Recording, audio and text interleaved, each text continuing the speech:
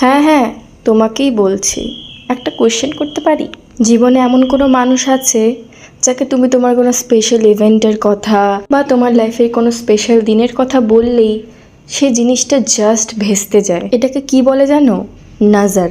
Nazar is very real. আমার সাথে তো এমন একটা ঘটনা ঘটেছে যে আমি একটা নেল পলিশ কিনেছিলাম, আমি তাকে বলেছি, আর তার কিছুক্ষণ পরে আমার নেল পলিশের বোতলটা ভেঙে গেছে। যদি এরকম কোনো মানুষকে তুমি চিনে থাকো, তার থেকে হাজার গুণে দূরে থাকবে। এই সমস্ত মানুষের থেকে না একটা নেগেটিভ অরা সবসময় স্প্রেড হয়। তোমাকে যদি দেখতে ভালো লাগে, তোমাকে যদি কোনো মানুষ খুব ভালোবাসে, তুমি যদি তোমার লাভ অফ লাইফকে পেয়ে যাও, তারা না এই জিনিসটা সহ্য করতে পারে না। তাদের ওই নোংরা নজর দিয়ে তোমার জীবনটাকে হেল বানানোর জন্য উঠে পড়ে লাগে।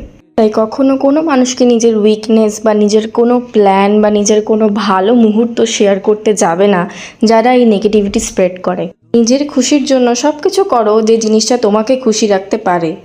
And thanks for watching this video. I hope you like it and bye. And you are the best, I know. আর আমি মিলে দুই